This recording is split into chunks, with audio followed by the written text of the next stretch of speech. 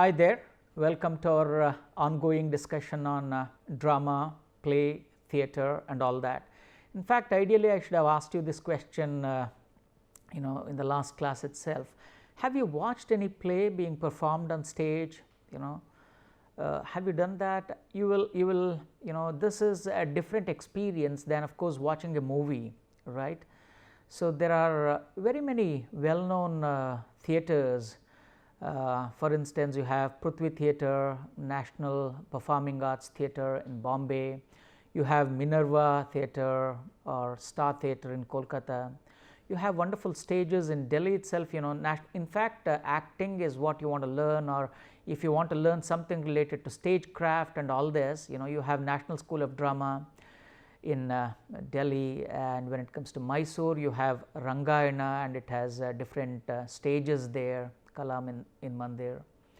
So these are the places, right? So in the last class we were discussing drama, how it offers a radically different sensibility to the audience, the sensibility that's quite distinct from the sensibility we get when we read a play, when we read a fiction, a work of fiction, or when we read a poem and all that, because of and we also learned that drama is basically a composite genre of literature, and you make use of very many other elements in order for a dramatic production to happen. We realize that how drama as a distinct genre has to depend upon directors, actors, stage, theatre, various stage props and all of it. That is why we said it is a composite art, and when we say composite art, it offers a collective writing experience, because behind the making of a drama you need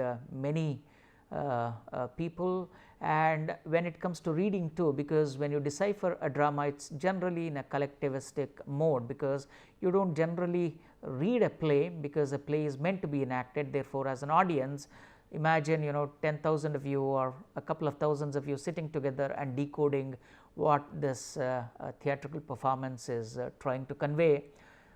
Beautiful experience. In fact, in the best sense of the term, drama is it is a communal experience. Communal, in fact, generally it's acquired a very pejorative meaning in these days, right, especially in the political context. But communal means anything that involves a shared experience. In fact, communication itself has this root meaning. In fact, if you can recall, communication comes from the root word communes, which means to share, and all the words related to that, communal, to share, communication, to share whatever you feel, and communion, when you say communion with God or something like that, it has a shared experience. Therefore, in the best sense of the term, drama is communal, it is communal. Well, not in the negative sense, please recall that, Yeah. So in this class, let us explore some more components of drama. Let us dig a little deeper, right? Okay. Now, here is some interesting, I have compiled some brilliant quotes by well-known playwrights and dramatists and theatre directors, and let us see what they have got to say about play or drama or theatre. The first one is by Oscar Wilde. Again, a very well known playwright. The Importance of Being Earnest, you must have heard of it. I regard the theatre as the greatest of all art forms, the most immediate way in which a human being can share with another the sense of what it means to be a human being. Just now I said, right, drama is a communal experience. Probably this is what Oscar Wilde means when he says it, that you share. And you just do not merely share it and you construct the meaning of what it means to be human. You share the meaning of what it means to be human, and you also construct and redefine and recraft what it means to be human, because the stage provides you that opportunity, the spectacle provides you that opportunity, your fellow audience provide you that kind of an opportunity, a remarkable experience, a delight. And Peter Brook, of course, a renowned director, Of course, he is a very remarkable director who has even directed the Mahabharata and all that, right. Drama is exposure, it is confrontation, it's contradiction, and it leads to analysis, construction, recognition, which later eventually leads to an awakening of an understanding. Now, look at this, because understanding is not an ordinary thing. You and I may keep using it, in a very quotidian way, but understanding is a blooming of a new sensibility in us. It's an awakening of a new cognitive potential. Understanding is an extraordinary thing, and understanding is at the core of human evolution, right. It is at the core of evolution, therefore, please do not underestimate the quality of understanding. And then you have Bertolt Brecht, again a thespian in many respects, and a remarkable playwright, Bertolt Brecht, and who redefined the very concept of theatre, who redefined the concept of drama in very many ways. Of course, we are going to devote some more time to discuss Bertolt Brecht's contribution to theatre. Don't expect the theatre to satisfy the habits of its audience, but to change them. Of course, Brecht believed in the transformative abilities of the stage. For him, the stage or theatre was not a place where people come and have fun. Of course, that is there, but it does not end there. In fact, from there, he always used his plays to bring in radical social transformations. Even in his play Galileo, he ridicules the monopolies of religion, and in fact he lampoons the administration, and he makes you realize the plight of one true scientist who is in search of some truth. So whether it is in the field of science, whether it is in the field of arts, or whatever it is, the plight of an individual when pitted against society, and especially when that individual is right and the society is wrong, but the society thinks it the other way around. Now, what happens it? So he believed that theatre can bring in this kind of radical transformations in the consciousness, in layers of consciousness that we have, right. So that is why he says basically it is meant to change us. When we say change, of course, to change for the better. Okay. I have another very interesting quote by Bertolt Brecht. Yeah, now he says it's when somebody asks him what is his dream theatre, what is his concept of dream theatre, he says we need a type of theatre which not only releases the feelings, insights and impulses possible within the particular historical field of human relations, in which of course the action takes, all of them are there, because when you watch a play, what happens, it releases feelings, insights, impulses, you get to meet all of them. So that is a given in any play that happens, but along with that it also employs and encourages those thoughts and feelings which help transform the field itself. Here the field, what is this field? Is he talking of stage? Is he talking of theatre? He is talking of the field of human relationships. He is talking of a field called society, right. So it not only helps us see these feelings, insights and impulses, but should help us transform the way we equate with society in positive ways, right. You have Arthur Miller, a well-known American playwright, Death of a Salesman. It is one of his very well-read plays, and also performed several times on several stages. Arthur Miller, in fact, if you have time, please read it. Talks of the perils of modern society using salesmen as a protagonist. Arthur Miller. I regard the theatre as a serious business, one that makes, or if it does not make, it should make man, when he says man, a human being, more human, which is to say less alone. Because of course he explores in his plays the modern predicament of loneliness, aloofishness, and how society in its greed to maximize its profits is pushing human beings, especially human beings, to the brink of despair and all that. So, therefore, he says that the theatre should make us a little more human, more, it should make human beings more humane, something like this. These are some extraordinary insights that delineate the nature and scope, possibilities and the vision in which the theatre should move forward, something like this. Yeah, this is very, very important. Ideally we should have discussed it a bit earlier, but nevertheless, of course, we get to see this now. Now, when we say drama, if there are if there is one picture that comes to our mind, probably these are the two masks. Of course, there are a lot of variations in this masks, but essentially the two masks that that you get to see here, one obviously you can make out it's a slightly sad face, it's a sad mask, and the other one is a happy mask. Why mask? Why not face? Face, see, the moment you give it a face, it becomes fixed, whereas mask is fluid, right? Because anybody who wears the masks acquire the shape and characteristic trait of the mask. Therefore, masks are more fluid and more dynamic than faces. So, these masks stand for or represent the very concept of drama itself, and they have their origins in the ancient Greek drama. In fact, in ancient Greece, we said, right,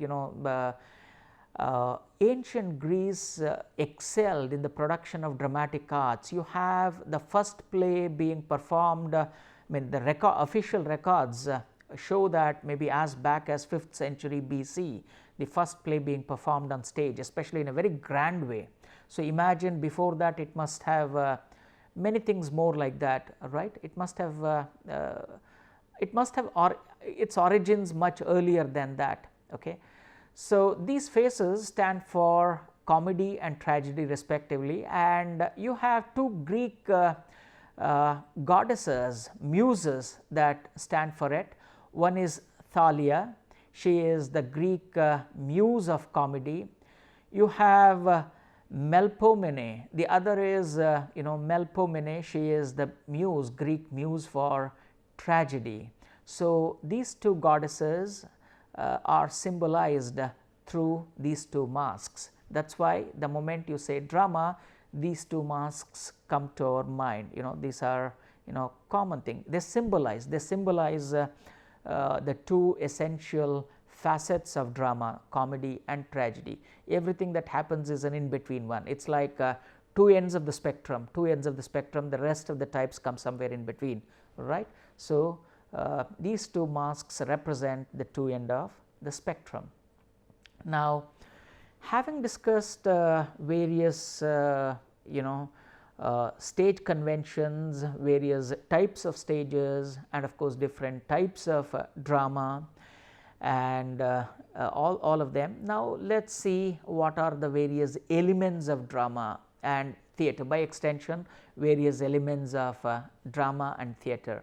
Please remember, the elements of literature that we have already studied hold good here as well, because drama at the end of the day is a form of literature. Therefore, the various elements, remember we discussed especially during our discussion of fiction, we said characters, plot, story, theme, all of them. So, all of them come here too, maybe with some variations, just some minor variations, and especially our discussion of plot, you remember the Freytag's pyramid structure. Well, that is there in the play as well. The plot essentially deals with that, but there are some minor variations, because as I said, drama is a composite art, we have to realize those additions as well. Generally speaking, when we say elements, of course, now depending on which book you read, there are elements range from 4 to 5 elements to 10 to 12 different elements, but these are some common dramatic elements or theatrical elements that you can see. Setting and staging, characters and actors, of course you can see, right, in a fiction or in literature in general, what we call setting. In theatre it becomes staging, because the stage provides a setting, whatever may be the setting, whether it is the rainy season, whether it is summer, whether it is 1980s, or whether it is 14th century, everything has to be enacted on the stage, right. The stage has to the stage has to represent all the varieties of setting that are there in fiction or short fiction. So, therefore, in theatre we call it staging.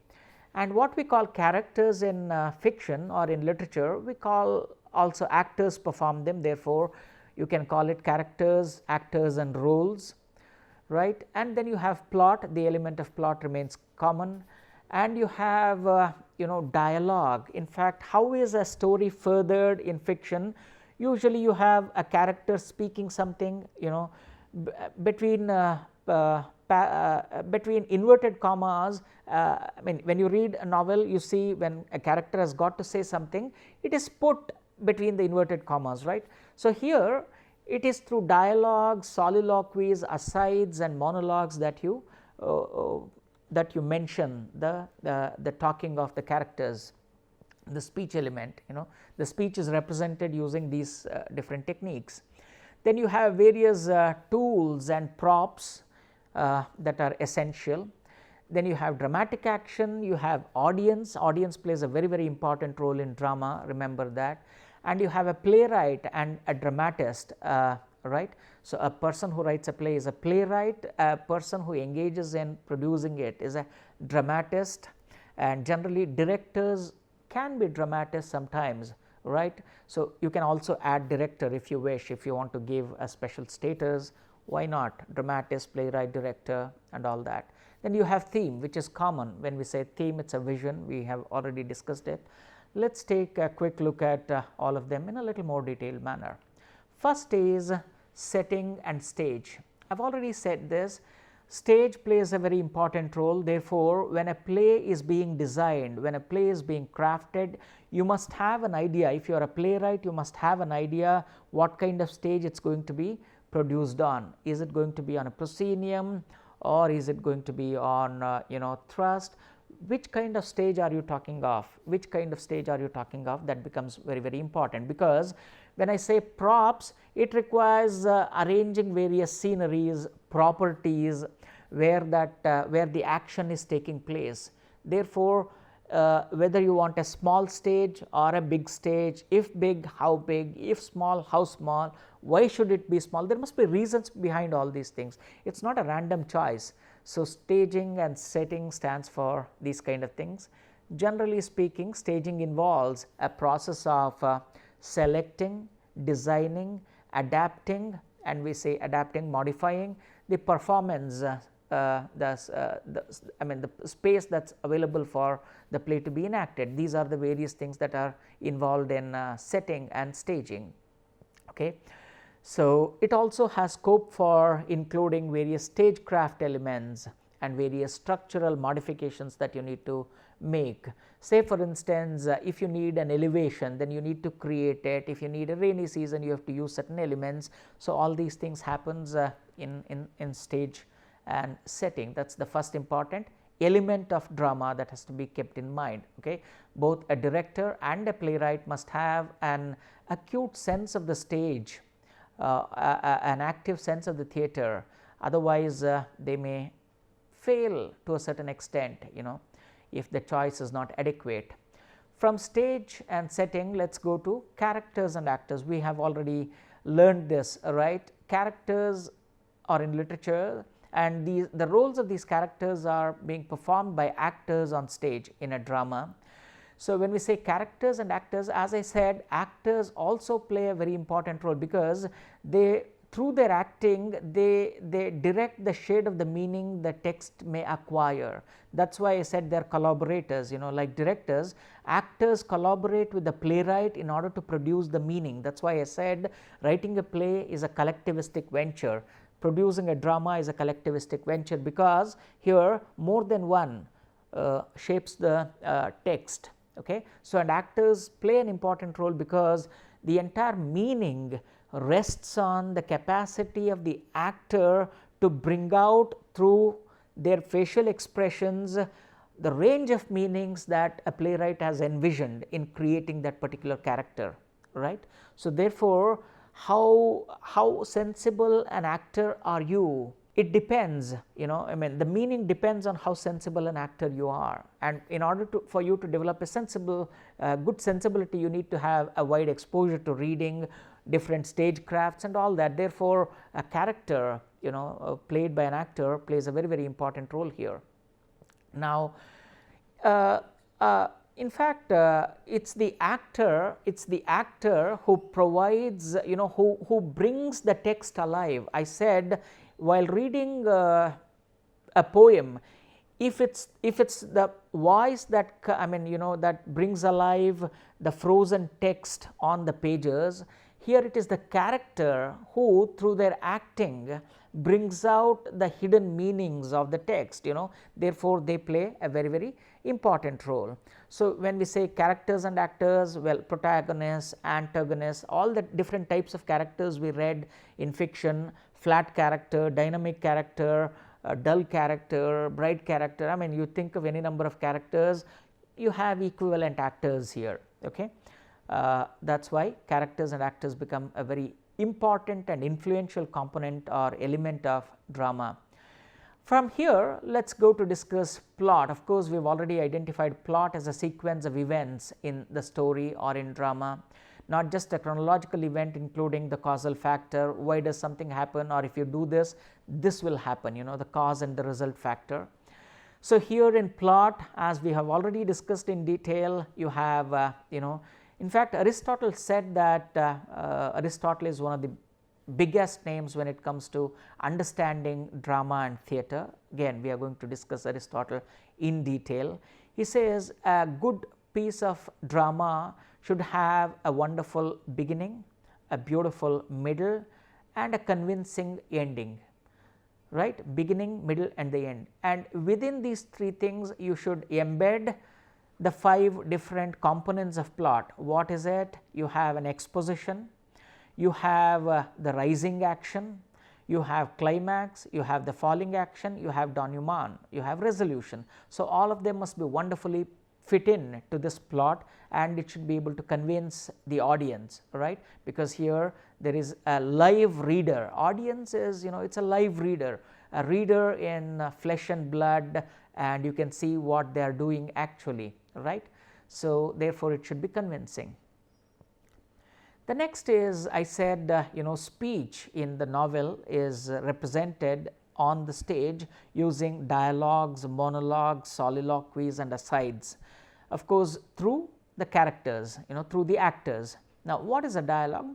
Dialogue is basically when 2 or more than 2 individuals interact, like our guys here in the animation are interacting.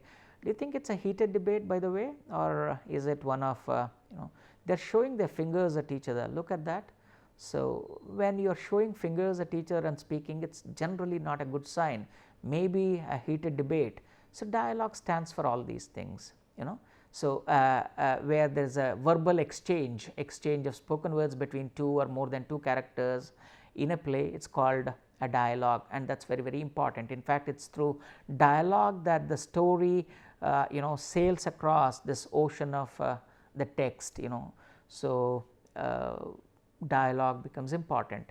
And then you have monologue. If dialogue is speaking between 2 or more than 2, monologue is generally speaking with oneself or just one person speaking. So, generally what happens, if a character has got to say a lot to the audience or to another character, just it is a one-sided conversation. Dialogue, it is a two-way conversation, monologue is a one-side conversation, okay. So, it is a long speech given by the actor either to the audience or to another character, it is called a monologue. There is no scope for the other person to respond here. Even if they have to respond, it is only through the facial expressions or some minimal verbal fillers like oh my god, oh it should not have, oh glad, something like that, except that nothing else. The other person is doing a serious marathon talking, it is a verbal marathon monologue, okay. Then you have soliloquy, that is again it is related to a technique in a play, technique in the drama. Here what happens in the novel, when you are reading fiction, whatever the character thinks you get to know, because the character says the character was thinking like this, the writer can write it, the character was thinking maybe it is better to go and explore that particular city, I have not been to, something like this. Whereas in a play or in drama, how does the character say? Of course, the character says his or her thoughts aloud.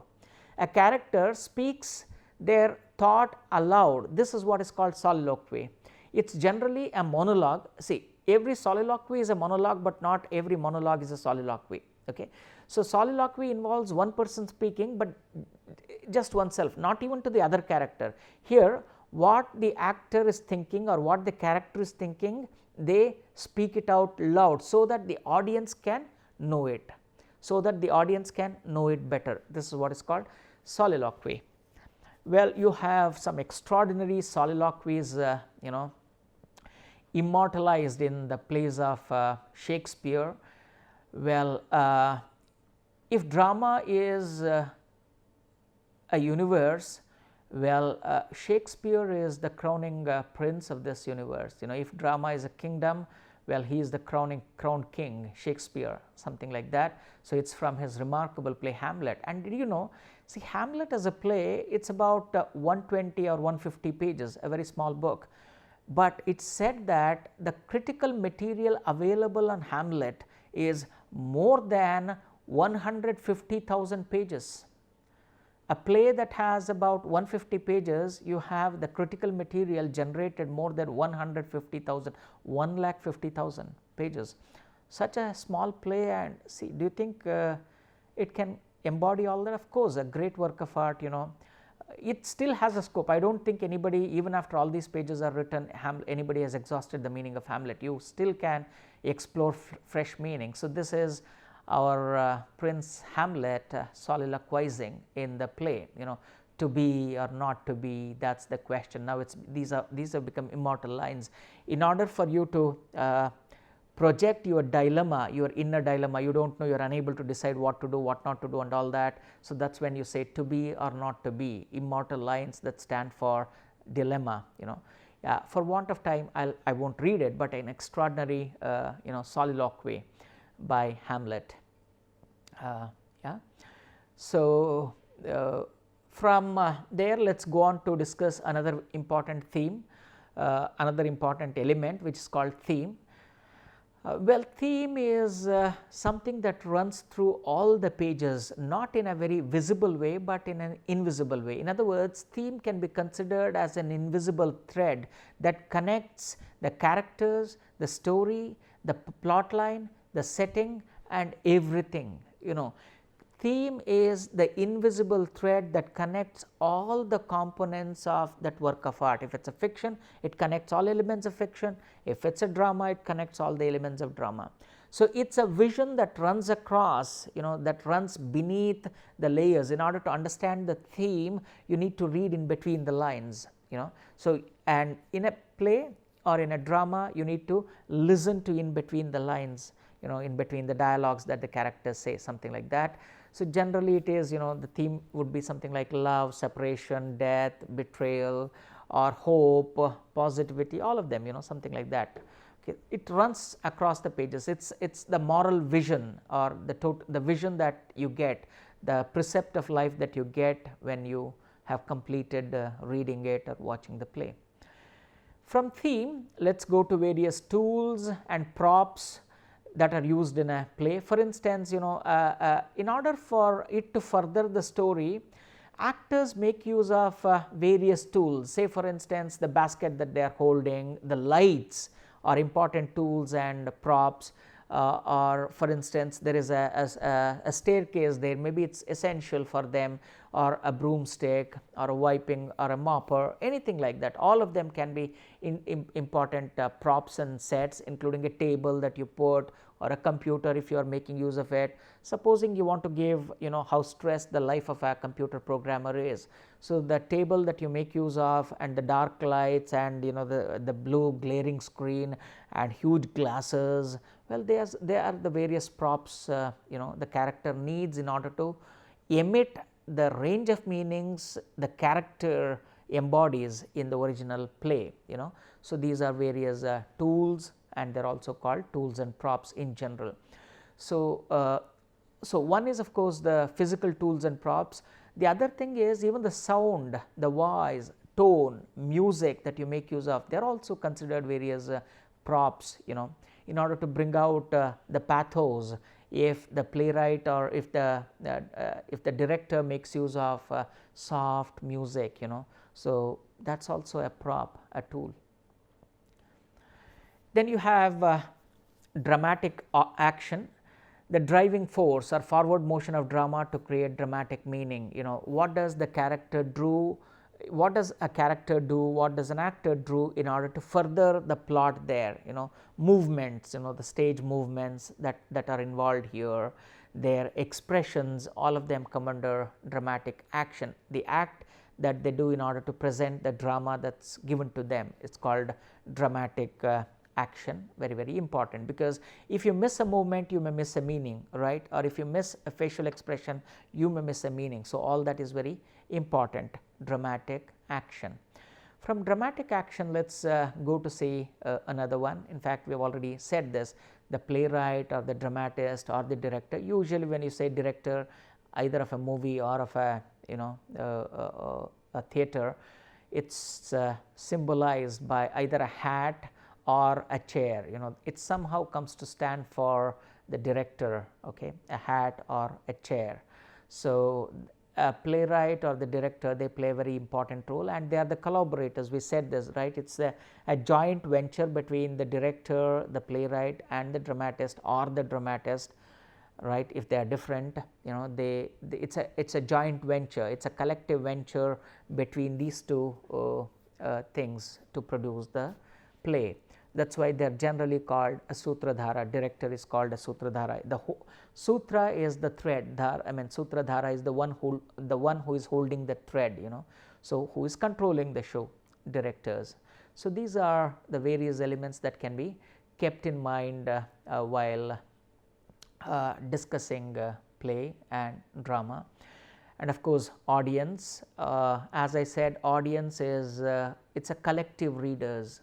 Audience is the readers in flesh and blood and collective readers, and basically this drama is meant to be performed before an audience. Otherwise, see, though audience do not have any direct role to play in many of theaters, of course there are some theaters which actively make use of the audience. They are the lifeblood of any drama, because if there is no audience, for whom do you perform, right? So, therefore, audience is the lifeblood of any theatrical performance, any dramatic production. So, when we say audience, it can be individual or groups of people who experience the range of emotions collectively, they experience it collectively. That is why we say that they are very, very important. Now, imagine I said that there are certain types of theaters, especially the third theater, it is called the third theater. They emphasize, they attribute more role to the audience. Generally that is the reason why in such kind of theaters there is no formal gap between the audience and the actors. They make use of such kind of stagecraft where that gap between the audience and the actors is erased, or it's minimum. Okay. So, and they involve the audience, they ask a question, they ask they even prepare directly while being within a play, they prepare the audience to act it in a particular way. So, they give more roles for the actors. So, these are various ways through which audience plays an important role in dramatic production, right. Now, these are the various dramatic devices that we have, but probably we can take them in subsequent classes. I said, yeah, very quickly what we can do. Aside is something that we have we need to know, because soliloquy, we have realized what soliloquy is, monologue and dialogue. Aside is what happens when the character, it's a stage device, basically it's a stage device where the the character or the actor reveals what they are thinking to the audience, whereas the fellow character who is acting along with them, they are not supposed to know that. This is called an interesting aside. Therefore, the actor speaks it aloud, but by stage convention, though there is another actor who is standing next to him or her, they can't hear it, or they don't supposed, they are not supposed to hear that. This conversation is only between the audience and the actor, though there is another actor who is there, they don't hear it, they are absolutely muted, something like that. That is called an interesting aside. Okay. Fine, I guess you enjoyed this introduction to drama, and we discussed very many important things. Now that we know various components, elements, different varieties of stages and theatres, let us go ahead and probably in the next class discuss origin of drama, various theories of drama, maybe if time permits, certain dramatic techniques used there. All right. Okay, until then, take care. We will see you in the next class.